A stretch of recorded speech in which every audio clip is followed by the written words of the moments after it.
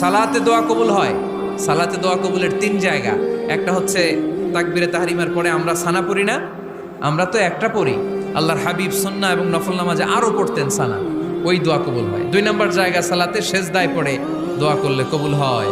আকরাবু মা ইয়াকুনুল আবদু মির রাব্বিহি ওয়া হুয়া সাজিদ ফাকসিরু ফিহি দুআ। বান্দা যখন সেজদায় লুটিয়ে পড়ে বান্দা আল্লাহর সবচেয়ে কাছে চলে যায়।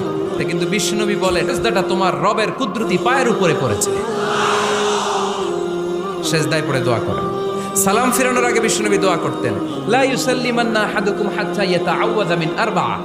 আল্লাহর হাবিব বললেন 4 জিনিস থেকে পানাহানা আছে, আমার কোন উম্মত যেন সালাম না ফিরায়। তারা যেন পড়ে আল্লাহুম্মা ইন্নী আউযু বিকা মিন আযাবিল কবর, আউযু বিকা মিন আযাবি জাহান্নাম, আউযু বিকা মিন ফিতনাতিল মাহইয়া ওয়াল মামাত, আউযু বিকা মিন ফিতনাতিল মাসিহিদ দাজ্জাল। আল্লাহ কবরের আযাব থেকে বাঁচাও, আল্লাহ জাহান্নামের আগুন থেকে বাঁচাও, আল্লাহ জীবন মরণ